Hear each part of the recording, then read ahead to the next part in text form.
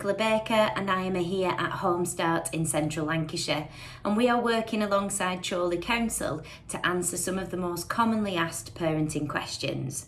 And within this video today, we're going to be talking about the struggles of working parents and sometimes feeling that you just don't have enough hours within the day. It's worth bearing in mind that over the last 50 years, the structure of a family has very much changed. The traditional view of 2.4 children with a dad who goes out to work and a mum who stays at home and cooks and cleans and looks after the children is a far cry from the reality of today, and with mixed and diverse and blended families and with more single parents as well, it's a far cry than the vision that it was 50 years ago. We've now got a lot of working parents, a lot of cohabiting working parents where both mum, dad or parents have to go out to work. And there's still a struggle even with both salaries, especially going through any cost of living crises, to be able to afford some of the basics that are needed within the family. And this can put a lot of pressure on families. It can make tensions a little bit higher than at normal previous times, because there's a lot of pressure within working households at the moment to keep everything going. And that balance between earning enough money and keeping a roof over your head, but also spending quality time with children as well. If we are single parents, sometimes that can be even harder, where parent is trying to go out to work and look after the children and sometimes take the role of both parents within that. And obviously, a lot of our pressures and struggles can sometimes be centred around the external factors, things that are beyond our control, such as whether you have family or friends that are around you to be able to support you with childcare whilst you are working. And that can really make a big difference to you and your family. There may also be various times of the year that you find these working pressures are a little bit more than others.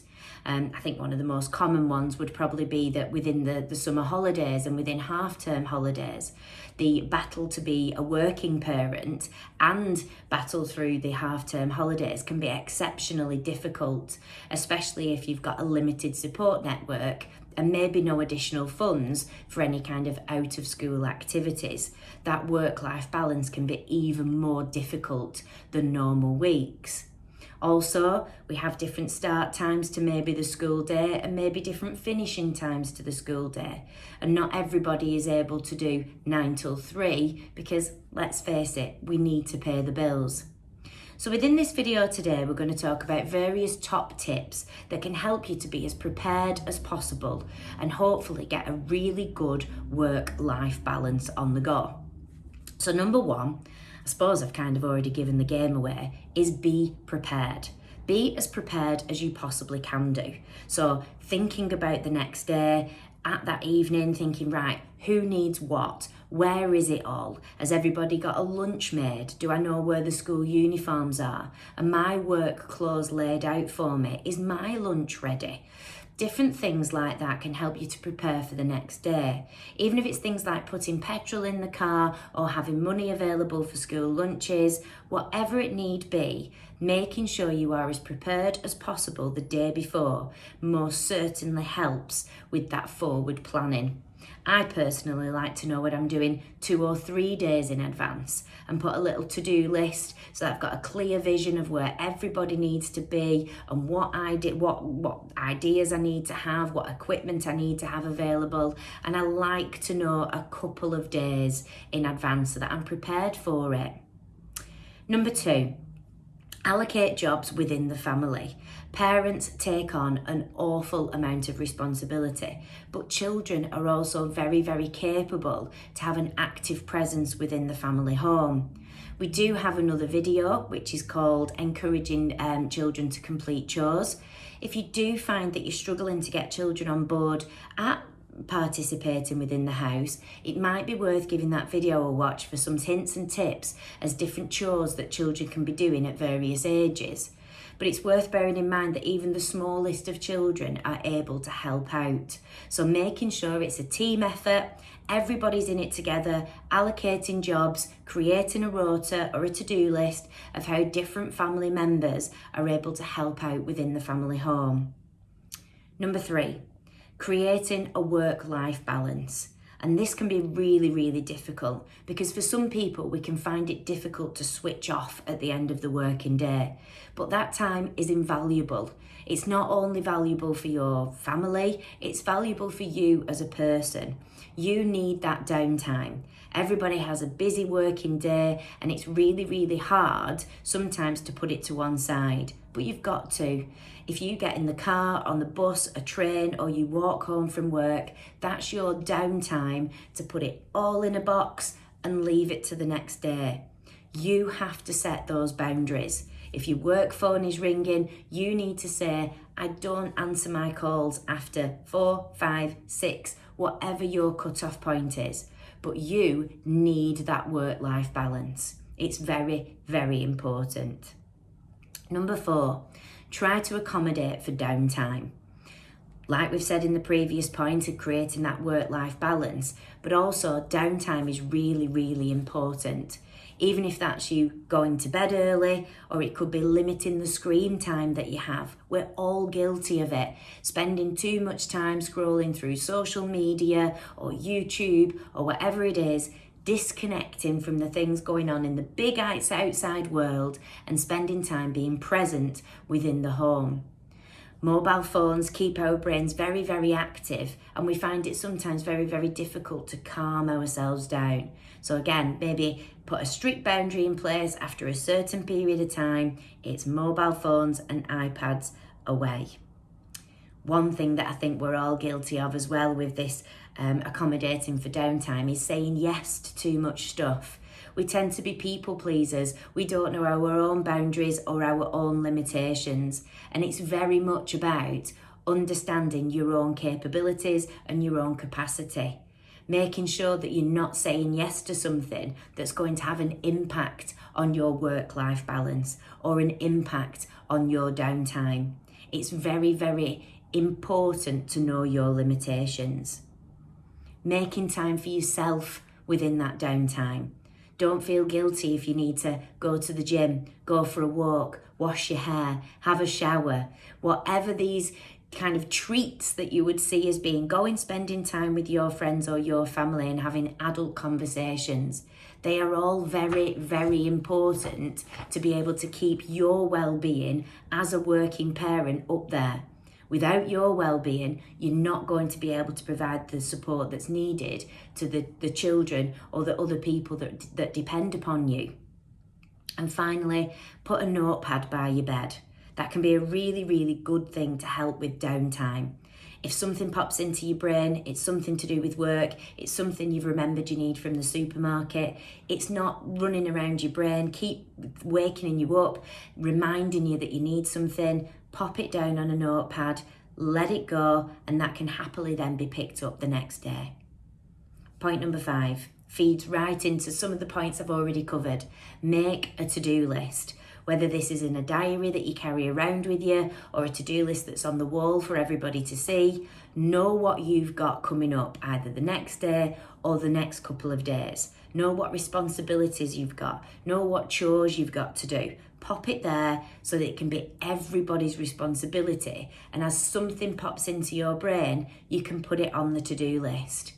Us humans love ticking things off. We love the success, we love the reward that a simple tick or a highlight can do. Making sure you're using that to-do list to be able to clear some of these responsibilities away from your brain. Number 6, quite similar again, set up a family calendar. 1, for all the practicalities of family life, but for 2, to schedule in some fun. Fun can sometimes come at the bottom of the list. By the time you've worked all week, you've completed your weekend duties to put the house in order, go shopping, etc. Sometimes fun can pass us by. It needs to be popped in there. Schedule some fun so that everybody's got something to look forward to and everybody knows when that family time's going to come in, which is really, really important. Number 7, organising childcare. Being aware as to what support network you've got around you and putting things in place as soon as possible. This kind of teams up with point number 1 of being prepared. If you know that half term's coming up, what does your childcare look like? Are you able to share children across various half terms with other mums, dads or carers as part of your school or club community? Can family be depended upon? Or are you going to need to look for half term groups? Making sure you're aware of this in advance and booking it in as soon as possible. Number 8, and this is quite a big one, clear, open communication. At times, we can all feel frustrated. At times, we can all feel like we're sinking because maybe our workload is a little bit more than it is normally. Making sure we communicate that within our family. And children can be involved in that conversation as well. It doesn't have to be something between the adults within the relationship. If children aren't aware of the struggles that you're experiencing, whether it's practical or financial, they can't help to support you with that. And then the behaviours sometimes can press buttons that our responses don't really call for it, but we're really, really stressed. Bring children in, allow them to be part of the conversation, allow them to be part of the solution, and then they can also understand the pressures in which you're facing as parents. And our final point for number 9, and one point that I really, really want you to consider, is don't put too much pressure on yourself. You are working exceptionally hard to make sure you are working your daily job, making sure you're bringing the money in to put the food on the table, a roof over the head. You are making sure the children are getting to school, they're fed, they're watered, they're happy, you're playing with them. You are doing the best that you can do, and your children love and appreciate you for that. Don't be looking at social media, don't be looking at the perfect family photographs because they do not exist. Every family experiences the ups, downs and pressures of working life. Take note of just how hard you're working, look forward to the good times and just take the pressure off yourself just a little bit. I really do hope this has helped you to consider some of the practicalities about working parents, but more than anything, I hope it's helped you to understand that all working parents out there are experiencing the exact same thing that you're experiencing, and help and support is out there if you are finding that things are a little bit too much. Please reach out to a support agency such as Home Start. We can help to provide that support that's needed to put routines or boundaries or put that organisation into the family home. And we are one of many organisations that can help you to organise your family experiences. Please reach out and get in touch. We've been Home Start. We're supported by Chorley Council to support parents across our local area. There are plenty of other YouTube videos on YouTube and also on our website as well, so please do take a look at those. And if we haven't answered a question, please send it in and we'll quite happily get a response to you as soon as we can. Thank you very much and we will see you soon. Bye-bye.